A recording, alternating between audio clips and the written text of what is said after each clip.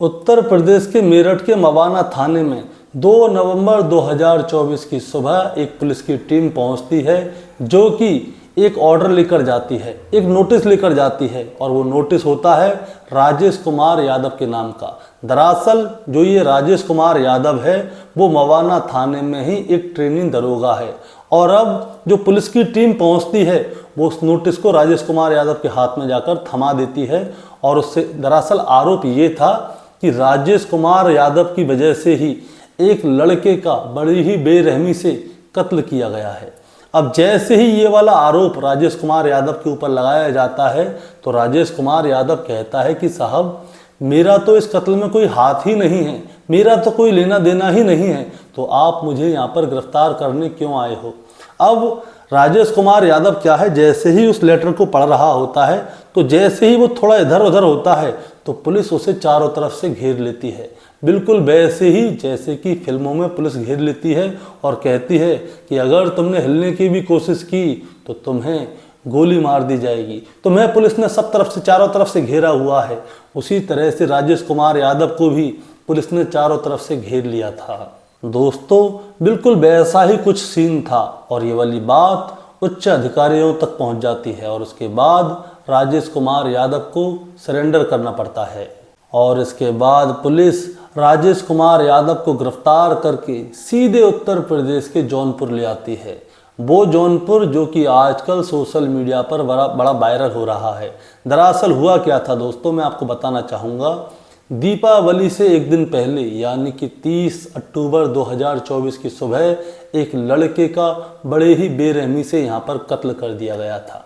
अब दोस्तों, आज की कहानी इसी राजेश कुमार यादव के ऊपर है और उसी अनुराग यादव के ऊपर है जिसकी की गर्दन दीपावली से एक दिन पहले काट दी गई थी। अब दोस्तों, आज की कहानी शुरू करूंगा उससे पहले मैं बस आपसे यही कहना चाहता हूं कि अगर आप मेरे चैनल पे नए हैं तो चैनल को सब्सक्राइब कर दीजिएगा, ताकि रोजाना शाम को 8 बजे मैं आपके लिए एक सच्ची घटना की कहानी लेकर आ सकूं। नमस्कार दोस्तों, मैं गौरव शर्मा और आप देख रहे हैं गौरव शर्मा सफ़र। दोस्तों, आज की जो सच्ची घटना मैं आपको सुनाने जा रहा हूं, ये सच्ची घटना शुरू होती है उत्तर प्रदेश के जिला जौनपुर से। उत्तर प्रदेश के जिला जौनपुर के मुख्यालय से लगभग 10 किलोमीटर दूर एक गांव पड़ता है, उसका नाम है कबरुद्दीनपुर और ये गांव आता है गोरा बादशाहपुर थाना क्षेत्र के अंतर्गत। दरअसल दोस्तों, यहाँ पर होता क्या है, यहाँ पर 30 साल पहले से लगभग 2 बिस्वा जमीन के चक्कर में 2 पक्षों में लड़ाई झगड़ा चल रहा होता है, यानी कि विवाद होता है। पहला पक्ष होता है रामजीत यादव, जो कि बहुत ही शरीफ आदमी है और गरीब परिवार है। उसकी 5 बेटियां हैं और एक बेटा था जिसकी कि 30 अक्टूबर 2024 की सुबह दूसरे पक्ष वालों ने गर्दन काटकर हत्या कर दी थी। अब दूसरे पक्ष के बारे में मैं बताना चाहूँगा। दूसरा पक्ष जो है वो है ललिता यादव। ललिता यादव जो है वो दबंग किस्म का इंसान है और उसके घर में उसके बेटे भी बहुत सारे हैं, परिवार बहुत बड़ा है और ये पैसे वाला इंसान भी है।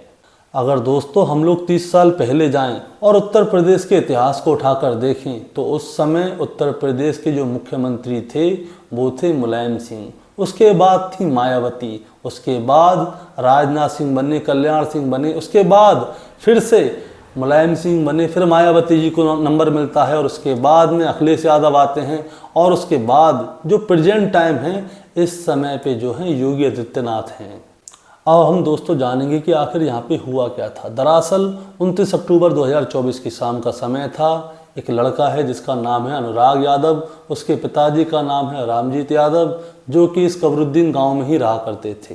अब होता क्या है, यहाँ पर 2 पक्षों के बीच में लड़ाई थी, जो रामजीत यादव और जो ललिता यादव है, इन दोनों के बीच में ये दोनों पक्ष हैं एक ज़मीन को लेकर, जो कि 20 बिस्वा ज़मीन है, 2 बिस्वा ज़मीन है सॉरी, उसको लेकर लड़ाई थी और इन दोनों के बीच में लगभग 30 साल से केस भी चल रहा है।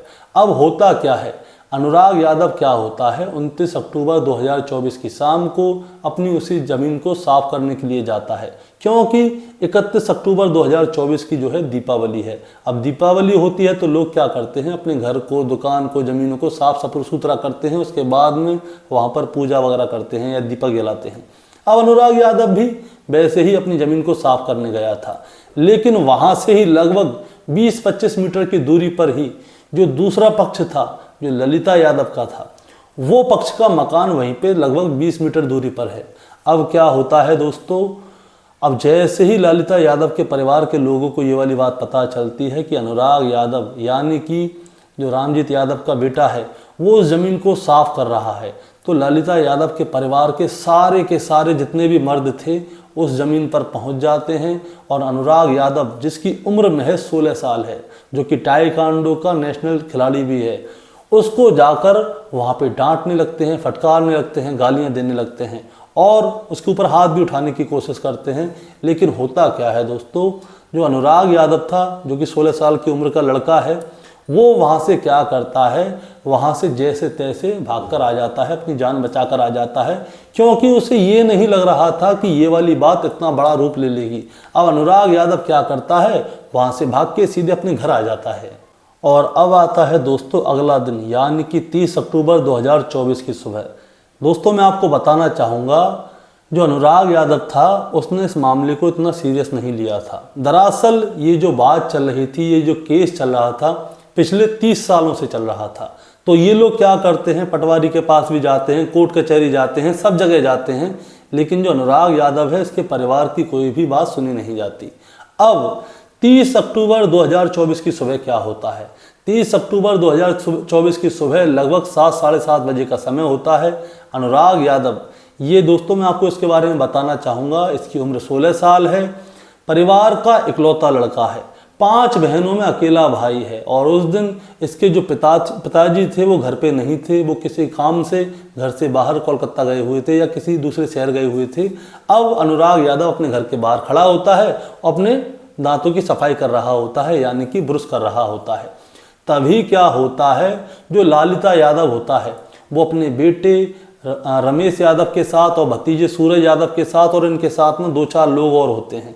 ये क्या करते हैं, 5-7 लोग होते हैं, इन सभी के हाथ में हथियार होते हैं। किसी के हाथ में तलवार होती है, किसी के हाथ में कुल्हाड़ी होती है, किसी के हाथ में हसिया होता है, किसी के हाथ में दरांत होता है। और ये सभी लोग क्या करते हैं, वहाँ से गालियाँ देते हुए आ जाते हैं अनुराग यादव के पास। अब अनुराग यादव को ये पकड़ने की कोशिश करते हैं, तो अनुराग यादव क्या है, वहाँ से भागता है और ज़ोर ज़ोर से चिल्लाने की कोशिश करता है, माँ माँ माँ माँ। और इधर से जो ललिता यादव के परिवार के लोग हैं ये भी इसको पकड़ने की कोशिश करते हैं, इसको गालियाँ दे रहे होते हैं, ज़ोर ज़ोर से चिल्ला रहे होते हैं, चीख रहे होते हैं। तभी जो अनुराग यादव है उसकी माँ के कानों में अनुराग यादव की आवाज़ पहुंच जाती है। तो इसकी अनुराग यादव की माँ जो है घर के बाहर आती है ये देखने के लिए कि आखिर ऐसा हुआ क्या, अनुराग ऐसे ज़ोर ज़ोर से चिल्ला क्यों रहा है। अब क्या होता है दोस्तों, जैसे ही अनुराग यादव की माँ अपने घर की दहलीज से कदम बाहर रखती है, वैसे ही वो देखती है ललिता यादव का बेटा जो रमेश है उसने क्या किया, तलवार पूरी स्पीड से अनुराग की गर्दन पर मारी। इतनी स्पीड से गर्दन पर मारी कि अनुराग यादव की गर्दन जो है वो शरीर से अलग हो जाती है और सीधे अनुराग यादव की माँ की गोद में जाकर गिरती है, यानी कि आप मान लीजिए उसके पास जाकर गिरती है।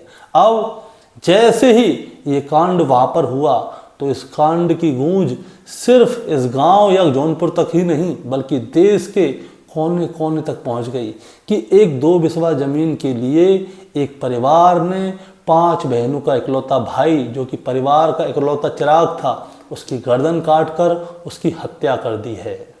अब दोस्तों मैं आपको ये भी बताना चाहूँगा, जो अनुराग यादव की माँ हैं वो अपने बेटे के सर को लेकर अपनी गोदी में पूरे 6 घंटे तक बैठी रही और उसकी माँ कभी रो रही थी, कभी बेहोश हो रही थी, उसके मुंह से आवाज़ भी बाहर नहीं आ रही।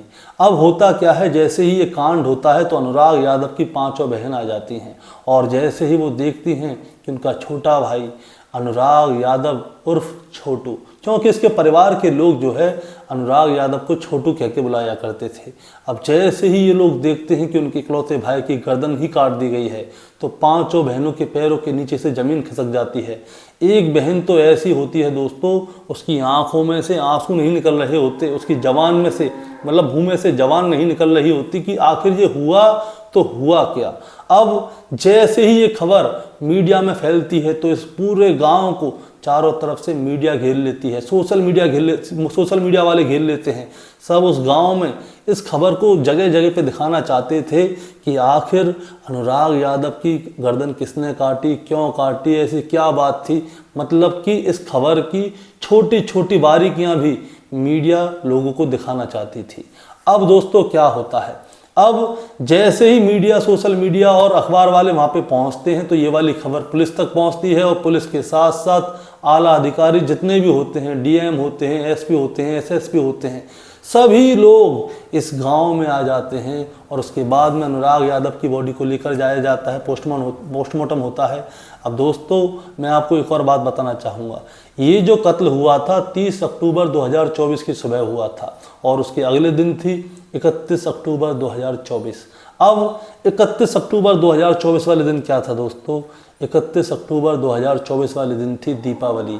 और दीपावली वाले दिन सारे देश में ही नहीं बल्कि सारी दुनिया में दीपावली मनाई जा रही थी, सारी दुनिया में खुशियां मनाई जा रही थी। लेकिन सारी दुनिया में सिर्फ एक ही गांव ऐसा था जिसका नाम था कबरुद्दीनपुर, जिसमें कि दीपावली नहीं मनाई जा रही थी, क्योंकि यहाँ पर एक 16 साल के लड़के की निर्मम तरीके से गर्दन काटकर हत्या की गई थी। और जो दोस्तों गांव के जो दबंग लोग थे, यानी कि ललिता यादव के परिवार के लोग जो कि बहुत दबंग बन रहे थे, जिन्होंने कि अनुराग यादव की गर्दन काटी थी, वो सब क्या करते हैं, यहाँ से भाग जाते हैं। और अब इन सभी के खिलाफ एफआईआर दर्ज कराई जाती है। गांव के सभी लोग बहुत ज़्यादा गुस्साए हुए थे ललिता यादव और उसके परिवार के लोगों के ऊपर, क्योंकि इन्होंने एक छोटे से बच्चे की गर्दन काटकर हत्या कर दी। अब पुलिस क्या करती है, इन सभी को ढूंढना शुरू करती है। अब जैसे ही पुलिस उनको ढूंढना शुरू करती है, तब ये ललिता यादव था वो अपने घर पे ही पाया गया। अब पुलिस क्या करती है, तुरंत उसे गिरफ्तार कर लेती है। अब उसे गिरफ्तार करके उससे पूछा जाता है क्या हुआ क्या नहीं हुआ। तो ललिता यादव की जो निशानदेही पर उसके घर में जब सर्च किया जाता है तो 9 हथियार मिले थे। 9 हथियार में 2 तलवारें होती हैं, कुछ कुल्हाड़ी होती हैं, कुछ बांके वगैरह होते हैं। टोटल 9 हथियार थे जो कि ललिता यादव ने अपने घर में बताए थे। यानी कि दोस्तों इस हत्याकांड को जो अंजाम दिया गया है, ये सारा अंजाम सोच समझ के दिया गया है, यानी कि ये पहले से ही सारी सोची समझी साजिश थी। अब ललिता यादव तो यहाँ से गिरफ्तार कर लिया जाता है। अब जो इसका बेटा था रमेश यादव और इसका भतीजा था सूरज यादव और उसके जो साथी थे, ये सभी लोग गायब हैं। अब क्या होता है, पुलिस इन सभी को जगह जगह पे दबिश मारती है, इनको ढूंढती है। तो जो रमेश यादव है जिसने कि अनुराग यादव की गर्दन काटी थी, वो और उसका भाई सूरज यानी कि चाचा का लड़का जो ललिता यादव का भतीजा था, ये दोनों क्या करते हैं, उत्तर प्रदेश की राजधानी लखनऊ के अलीगंज थाने में पहुंच जाते हैं। और वहां पर जाकर ये दोनों क्या है अपना सरेंडर कर देते हैं। और ये साफ साफ कहते हैं कि साहब जो जौनपुर में एक अनुराग यादव नाम के लड़के की जो गर्दन काटकर हत्या की गई है, उसका मुख्य आरोपी मैं ही हूँ, और इसलिए मैं यहाँ पर अपना सरेंडर करने के लिए आया हूँ। अब दोस्तों जैसे ही रमेश यादव और सूरज यादव वहाँ पर जाते हैं और अपने बारे में बताते हैं, तो वहाँ के पुलिस वाले जो अलीगंज थाने के पुलिस वाले हैं, ये सोचने पर मजबूर हो जाते हैं कि इन्होंने कांड किया जौनपुर में और ये यहाँ पर आकर सरेंडर कर रहे हैं, ये आखिर ऐसा क्यों कर रहे हैं। तो होता क्या है, थाना अलीगंज की जो पुलिस होती है इनको गिरफ्तार करती है। उसके बाद में जो अपने आला अधिकारी होते हैं, उच्च ऑफिसर होते हैं, उन तक ये वाली बात पहुँचाई जाती है कि ये दोनों यहाँ पर आके सरेंडर कर रहे हैं। उसके बाद जो जौनपुर की पुलिस थी जो कि जगह जगह पे दबिश मार रही थी इनको गिरफ्तार करने के लिए, इन लोगों को सूचना दी जाती है और उसके बाद जौनपुर की पुलिस आती है लखनऊ और इन दोनों को गिरफ्तार करके वापस जौनपुर ले जाती है। अब दोस्तों मैं आपको एक और बात बताना चाहूँगा, दरअसल होता क्या है, होता ये है कि जब इन लोगों ने ये कांड किया था, इसके बाद में एफआईआर लिखाई गई थी, तो जो परिवार के लोग थे, अनुराग यादव के परिवार के लोग थे, उन्होंने एक बात और कही थी और उन्होंने कहा था कि इनके परिवार में एक दरोगा और है। अब वो दरोगा कौन है इसके बारे में कोई नहीं जानता। अब बहुत सारे न्यूज़ रिपोर्टर और मीडिया में ये वाली बात बताई गई थी, अखबारों में भी छापी गई थी कि जो इनके घर में एक और दरोगा है वो क्या है रिटायर हो चुका है, या मतलब उनको जानकारी नहीं थी, या इसका मतलब ये है कि उनको जानकारी नहीं थी। दरअसल हुआ क्या, जिन लोगों ने कांड किया था वो लोग गांव को छोड़कर भाग गए थे और जो अनुराग यादव है, इसके परिवार वालों को ये जरूर मालूम था कि इनके घर में कोई दरोगा है, लेकिन वो रिटायर हो गया है क्या नहीं है किसी को पता नहीं है। और गांव के लोग क्या होता है, ऐसे ज़मीन के मामलों में ज़्यादा हस्तक्षेप करते नहीं है, अपने आप झेल लो, अपना जो भी करना है, तो इसलिए गाँव के लोगों को भी नहीं पता था। लेकिन उसके बाद में क्या होता है दोस्तों, उसके बाद में जो मीडिया है, मीडिया वाले बहुत बढ़िया होते हैं, वो क्या करते हैं, इसके परिवार में जो दरोगा है उसके बारे में जानकारी निकालते हैं कि वो कौन है। दरअसल अब मैं आपको बताना चाहूँगा, जो ललिता यादव है उसका बेटा एक तो रमेश यादव था जिसने कि अनुराग यादव की गर्दन काटी थी, और दूसरा जो बेटा था उसका नाम था राजेश यादव, जो कि उत्तर प्रदेश के मेरठ के थाना मवाना में एक ट्रेनी दरोगा है। अब किसी को ये वाली बात ओपन नहीं की गई थी। अब क्या होता है, ललिता यादव के दो बेटे थे, एक रमेश एक राजेश, और राजेश था एक दरोगा। और दोस्तों राजेश यादव के नाम पर भी एफआईआर दर्ज थी। अब पुलिस क्या करती है, इसके नाम का वारंट निकालती है और उत्तर प्रदेश के मेरठ जाती है मवाना थाने में। दरअसल हुआ क्या था दोस्तों, मैं आपको बताना चाहूँगा। पुलिस ने यहाँ पर बहुत ही सूझबूझ के साथ काम लिया था। दरअसल जो राजेश यादव है उसकी मोबाइल की सीडीआर निकाली गई थी उसको गिरफ्तार करने से पहले, और ये देखा गया था कि जो हत्याकांड हुआ है उससे पहले और हत्याकांड के बाद राजेश यादव ने क्या किया है, अपने परिवार वालों से यानी कि ललिता यादव और उसके बेटे रमेश यादव से बात की है। तो पुलिस को पूरा शक है कि राजेश यादव का भी इस हत्याकांड में कोई कम रोल नहीं है। अब क्या होता है, अब पुलिस क्या करती है, मेरठ जाती है, राजेश यादव को जाकर वहां से गिरफ्तार कर लाती है। अब इस मामले की जानकारी ली जा रही है, जांच पड़ताल की जा रही है कि राजेश यादव का इस हत्याकांड में हाथ है तो कितना हाथ है।